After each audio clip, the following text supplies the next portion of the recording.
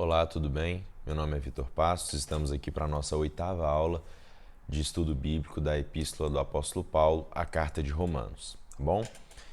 Hoje nós vamos estudar o versículo 4 do capítulo 1, mas eu vou ler desde o versículo 1 até o versículo 4 para nos contextualizar melhor, tá joia? Então, Romanos capítulo 1, versículo 1 a 4 diz o seguinte: Paulo, servo de Jesus Cristo, chamado para apóstolo, separado para o evangelho de Deus, o qual antes havia prometido pelos seus profetas nas Santas Escrituras acerca de seu filho.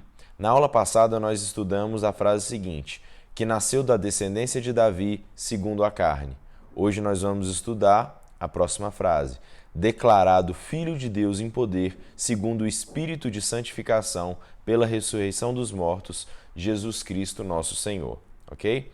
Na aula passada, nós vimos que o apóstolo Paulo ele estabelece um contraste aqui entre os versículos 3 e o versículo 4. Né? É um contraste entre o que aconteceu na carne e o que aconteceu no espírito, a natureza humana e a natureza divina de Jesus. A primeira observação que eu gostaria de fazer é que quando o apóstolo Paulo ele vai tratar da carne, né, que nasceu segundo a carne, ele utiliza o verbo nascer. E quando ele vai tratar do Espírito, da natureza divina, ele diz declarado Filho de Deus em poder. Então, os verbos são distintos. E qual que é a distinção que é feita aqui entre esses verbos, né? O que isso significa? Bom, a palavra que é traduzida no português como declarado, originariamente, no grego, ela significava uma forma de demarcação, de proclamação da divisão de propriedades. Então, por exemplo, em propriedades vizinhas, o limite entre elas, né, a divisão entre elas é muitas vezes demarcada por um rio, por uma cerca ou por alguma coisa do tipo.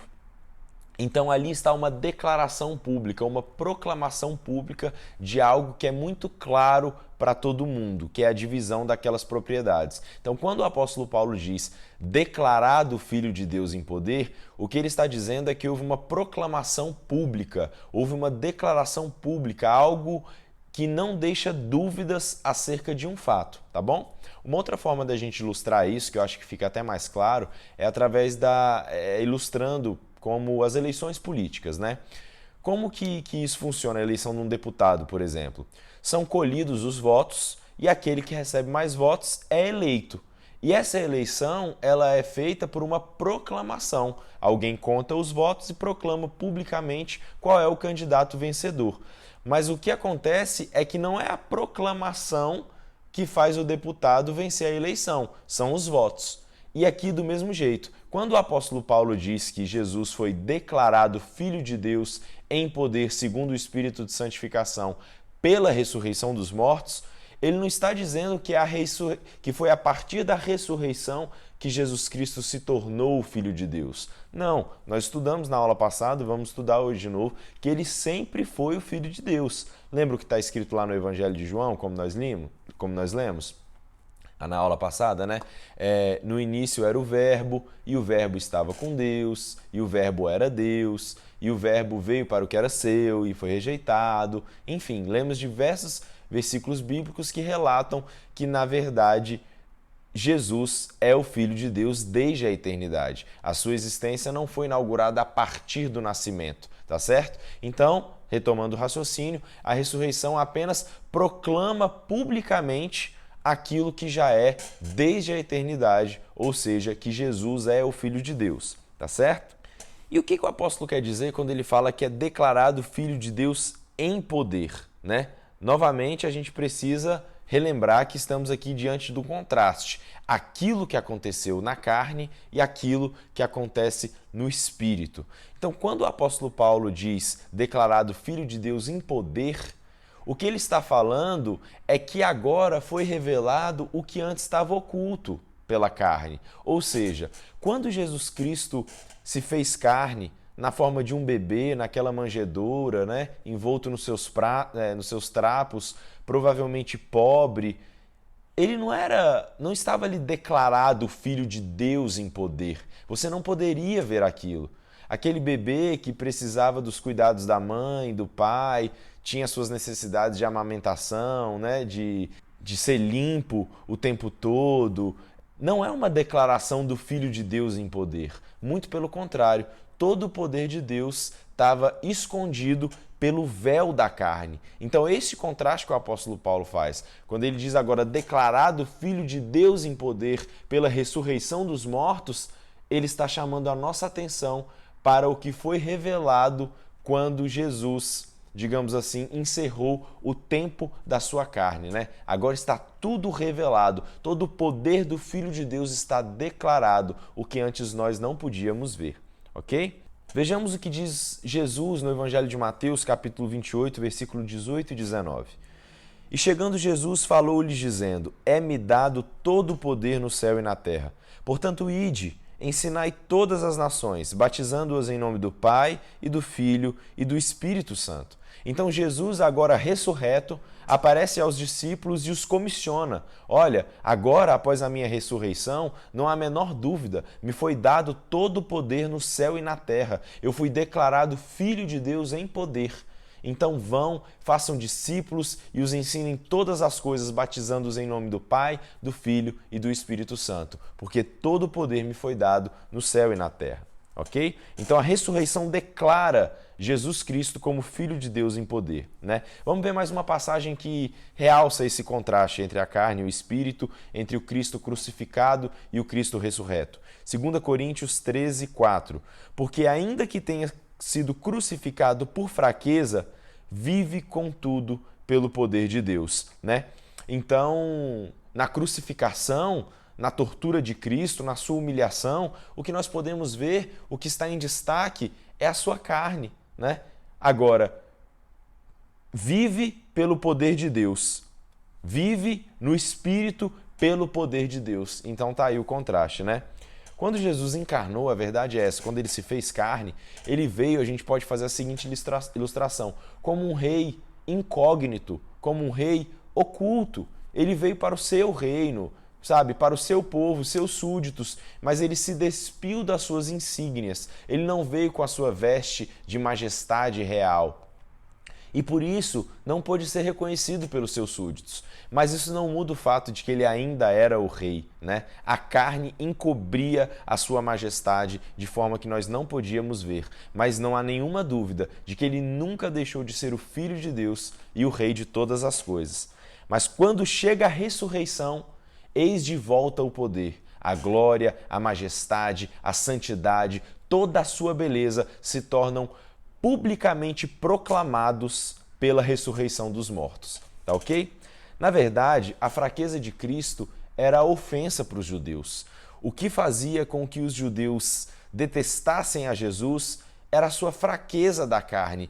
E isso se tornou para eles uma pedra de tropeço. Eles não podiam admitir de maneira nenhuma que aquele carpinteiro, filho de José, vindo de Nazaré, se declarasse o Filho de Deus. Ainda que as suas obras testificassem de quem ele era, ainda que as Escrituras testificassem de que ele era o Messias, a sua santidade, a sua bondade, o Espírito Santo que era sobre ele, anunciassem o tempo todo que ele era o Filho de Deus, o Messias, o véu da carne impedia que aqueles homens que eram carnais e não tinham discernimento espirituais reconhecessem o seu Deus, reconhecessem a sua majestade, a sua divindade. E isso se tornou para eles uma pedra de tropeço, tá certo? Então, fica muito claro o contraste entre a carne e o espírito, o Filho de Deus e o Filho do homem.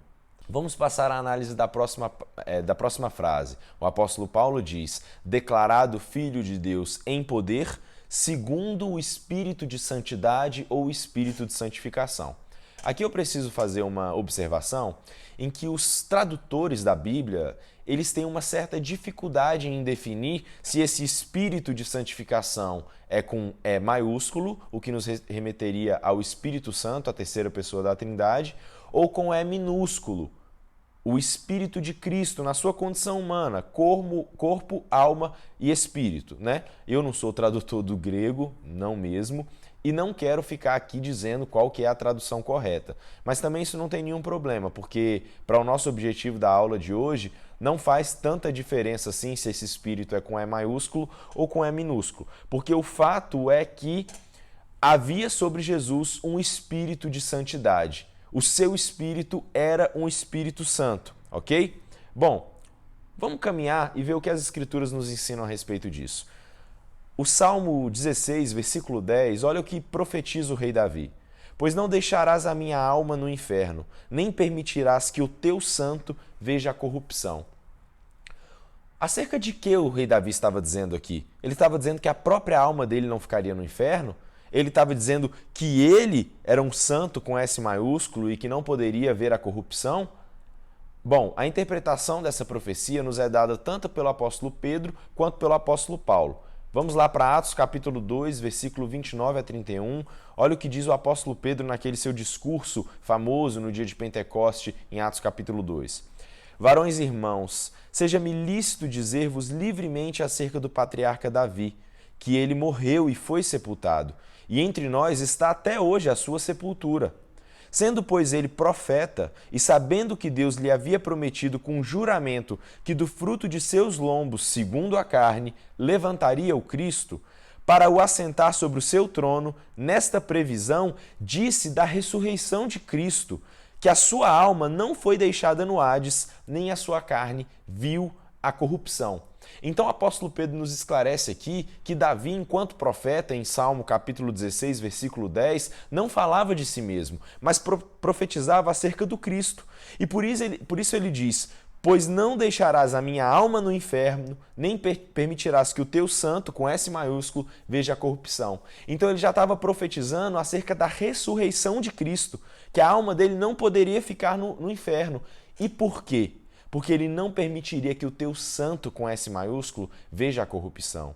Jesus Cristo é santo. As Escrituras declaram que ele é santo com S maiúsculo. Não há nele, nunca houve, jamais haverá inclinação para o pecado. Nós sabemos que o pecado ele é um problema espiritual. É uma condição espiritual na qual o ser humano foi encerrada que o impede de ser santo, que o impede de fazer a vontade de Deus. Mas não foi assim com Jesus Cristo. A Bíblia relata que, na sua concepção, a virtude do Altíssimo foi sobre Maria e o Espírito Santo gerou nela Jesus Cristo. Então, desde a sua concepção, Jesus Cristo é santo.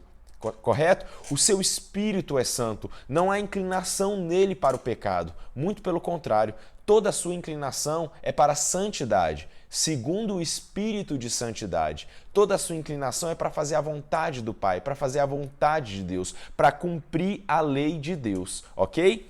Então, Jesus Cristo é santo. É isso que o apóstolo Paulo está dizendo aqui, segundo o Espírito de santidade, segundo o Espírito, seja o Espírito Santo que foi sobre ele desde o nascimento e acompanhou por todo o ministério, ou seja o seu Espírito enquanto homem que não inclinava para o pecado, mas inclinava para fazer a vontade de Deus, ok?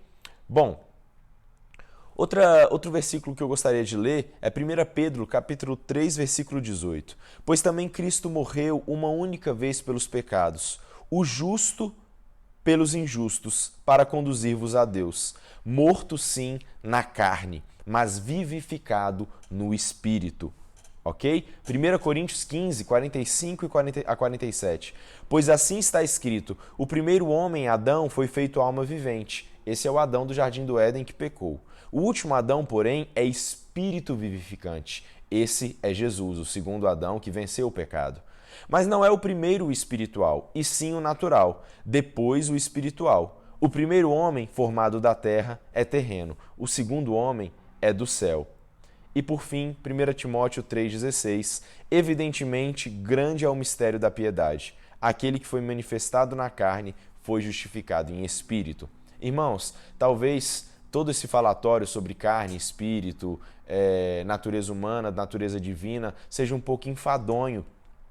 Mas o fato é que Jesus foi 100% homem e foi e é 100% homem e foi e é 100% Deus. Isso tem que estar muito claro para a gente. Então, todo e qualquer ensino que queira contestar a natureza humana de Cristo é antibíblico, não podemos aceitar. E qualquer declaração que queira contestar a natureza divina desde a eternidade de Jesus Cristo também é antibíblico e nós precisamos contestar. Essa doutrina ela tem que estar assentada muito bem no nosso coração. Afinal de contas, isso é a nossa fé. Os apóstolos falaram sobre isso. É um pilar da fé cristã e isso não pode ser colocado em xeque. Agora fica fácil para a gente entender por que a Bíblia fala tanto em filho do homem e filho de Deus. É isso que as Escrituras estão ressaltando. É essa doutrina que nós estamos estudando no dia de hoje.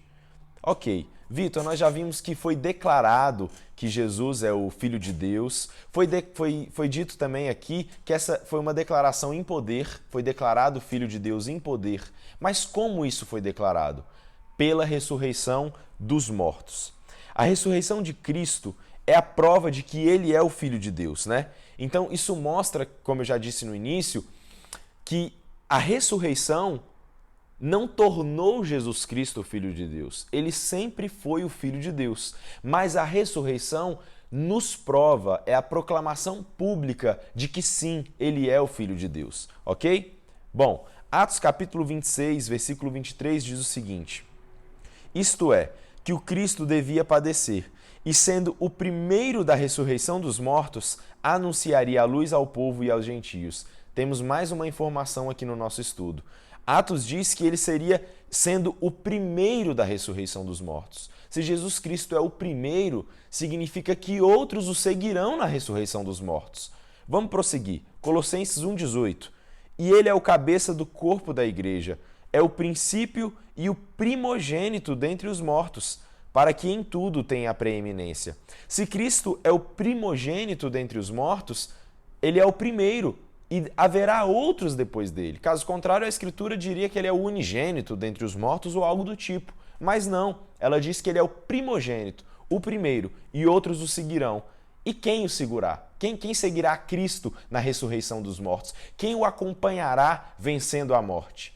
Todos aqueles que estiverem em Cristo Jesus, que receberem o nome do Filho de Deus. Esses, em Cristo, o primogênito, também vencerão a morte e ressuscitarão. É crucial que saibamos isso. Essa é, digamos assim, a essência fática do Evangelho. São os fatos mais importantes do Evangelho e que nós precisamos saber. Vitor, por que isso é tão importante? Irmãos, os apóstolos se dedicaram a anunciar Jesus e a ressurreição. Esse foi o método que eles utilizaram para a evangelização do mundo, foi declarar Jesus e a ressurreição. Leiamos o que está escrito lá em Atos, capítulo 17, o versículo 18 e o 31. E alguns dos filósofos epicureus e estoicos contendiam com ele. Uns diziam: que quer dizer este paroleiro? E outros: parece que é pregador de deuses estranhos, porque lhes anunciava a Jesus e a ressurreição. Então, quando o apóstolo Paulo se encontrou lá em Atenas e foi debater com filósofos, os epicureus e estoicos, ele não ficou falando sobre filosofia, não ficou falando coisas bonitas, muito embora, conforme nós já temos estudado na aula 1, ele era sim ensinado na filosofia grega, sabia tudo sobre ciência, filosofia, poesia, era um homem muito culto. Mas o que o apóstolo Paulo disse? O que ele anunciou? Porque lhes anunciava a Jesus e a ressurreição. No versículo 31, o apóstolo Paulo explica por que é que ele anunciava a Jesus e a ressurreição. Porque tem determinado um dia em que com justiça há de julgar o mundo, por meio do varão que destinou, e disso deu certeza a todos, ressuscitando dos mortos. Então Paulo, ele diz que há um dia em que está determinado que com justiça Jesus Cristo, o varão que o Pai destinou, vai julgar o mundo.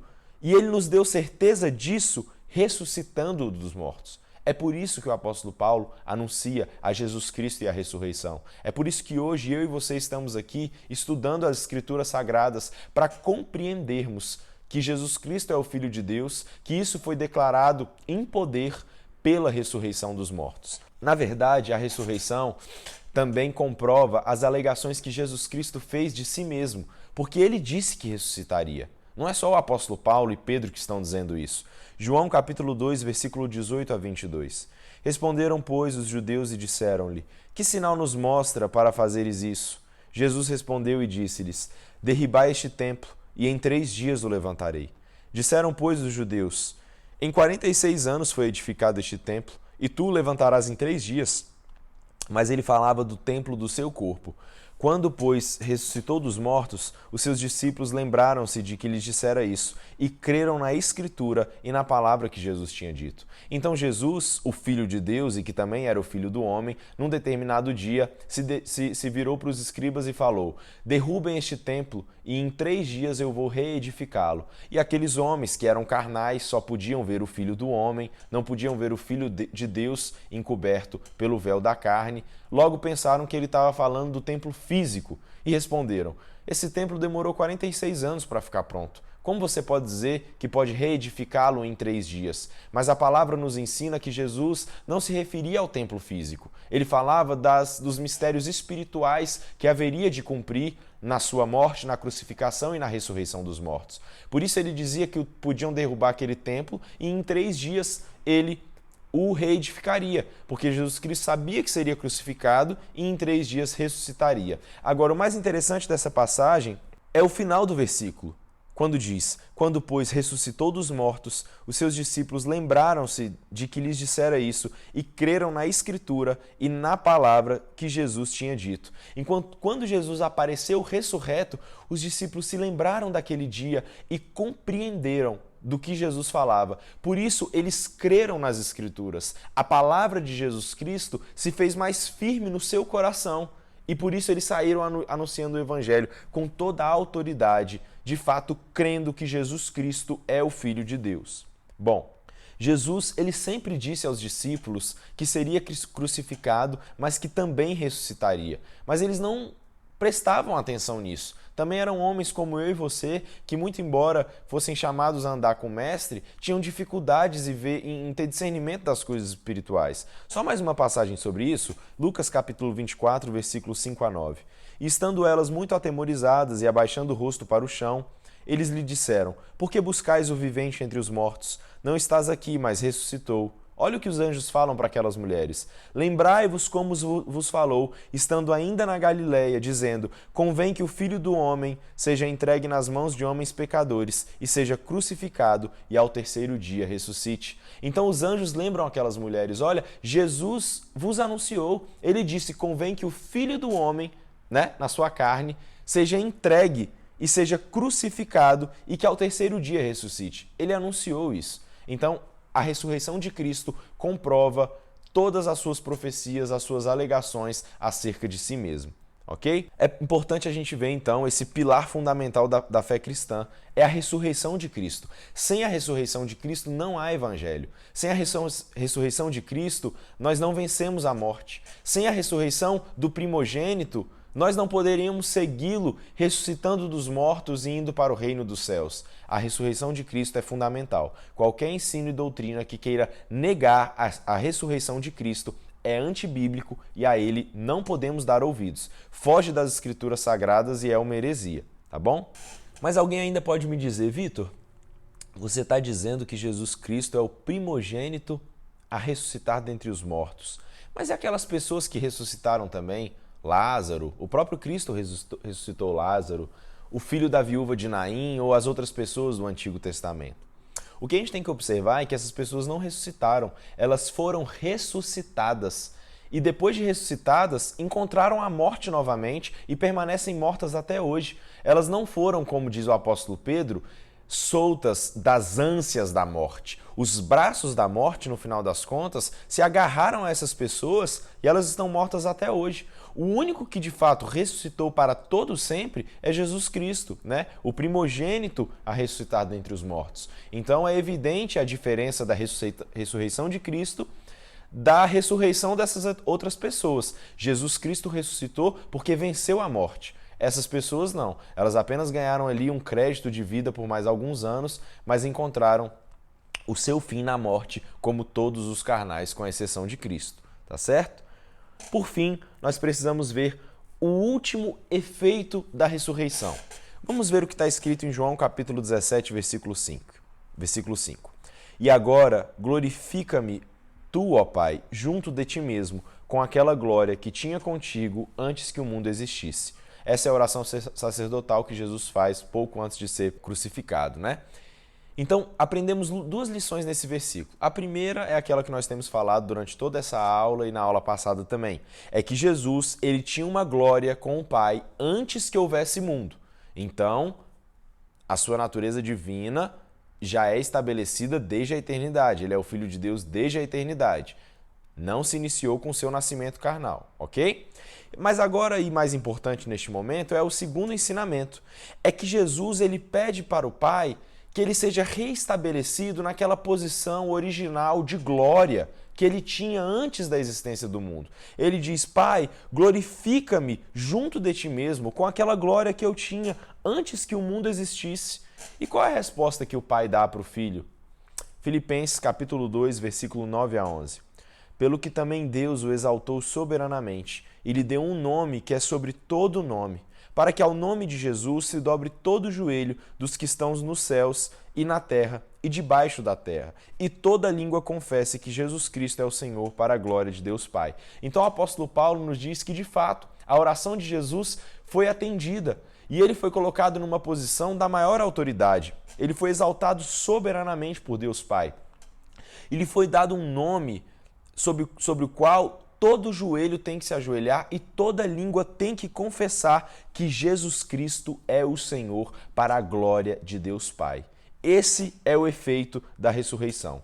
Então, olha o resumo de tudo que nós estudamos. Jesus é o Filho de Deus desde a eternidade. Sempre foi, sempre será. Mas ele não se apegou a essa forma de Deus e tomou a forma de servo, semelhante a homem, e se tornou carne. Cumpriu toda a justiça de Deus no seu tempo da carne, foi crucificado e ao terceiro dia ressuscitou, levando para o céu a sua natureza como Filho de Deus e Filho do homem. Então agora, ressurreto, Cristo levou para o céu essa nossa natureza humana, sabe? Antes ele era apenas o Filho de Deus, mas ele se tornou-se Filho do homem e ressuscitou como Filho de Deus e Filho do homem, carregando consigo essa nossa natureza humana. E agora ele foi constituído mediador, o único mediador entre Deus e os homens, de forma que nele, no Filho de Deus, que também é o Filho do homem, nós temos livre acesso ao Pai.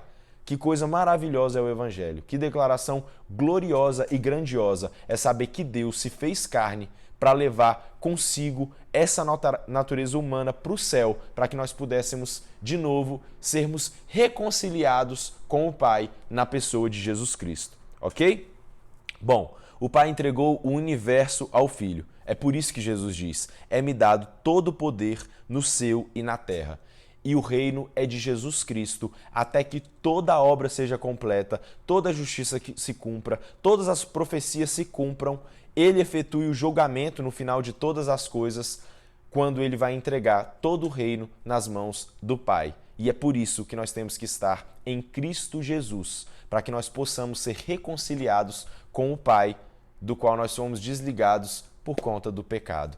Esse é o Evangelho. Essa é a declaração grandiosa que o apóstolo Paulo começa a nos fazer na Epístola aos Romanos. É isso que ele quer nos anunciar e é isso que nós estamos começando a estudar, mas ainda tem muito a ser dito. Então, eu agradeço, que Deus te abençoe, em nome de Jesus, um grande abraço.